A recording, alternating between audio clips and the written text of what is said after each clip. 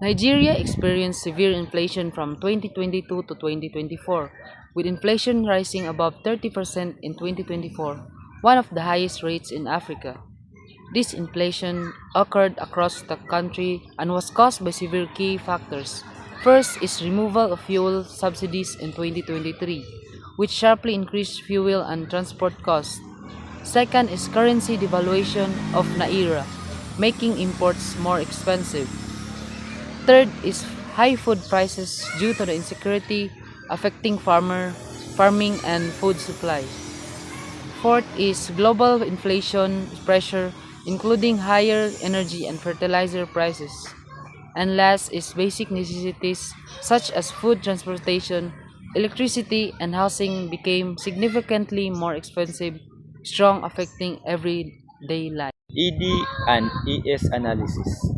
Nigeria's inflation was mainly driven by cost-push inflation with some demand-side pressure.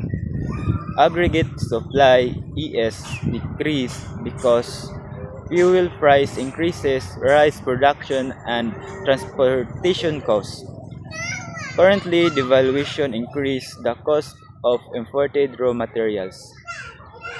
Aggregate demand remained relatively stable but prices still increased due to rising costs.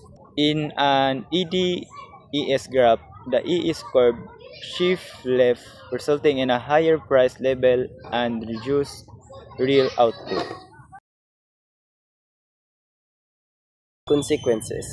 Inflation has serious effects on households and businesses. Household. Sharp rise in food prices. Reduced purchasing power. Increase in poverty and cost of living stress. In businesses. Higher operating costs. Reduced profits, especially for small businesses. Some firms downsize or close. Employment. Unemployment and underemployment increase. Most affected sectors: agriculture and food markets, transportation, manufacturing, and retail trade. The Nigerian government implemented several policies: fuel subsidy removal to reduce government spending, monetary tightening by the Central Bank of Nigeria, interest rate increases, exchange rate reforms to stabilize the currency, cash transfer program to support low-income households. The short-term effects, which is increased hardship due to higher prices. Long-term goals: improve fiscal sustainability, encourage investment and economic stability. Effectiveness: policies help reduce budget pressure. However, inflation remained high, showing limited short-term success. Personal insight. The government response was necessary but socially difficult. Strength. Reduce long-term fiscal imbalance. Address currency distortions.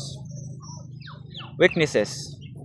Poor timing and limited social protection. Heavy burden and low-income household. Effective solution. Gradual subsidy removal instead of sudden changes.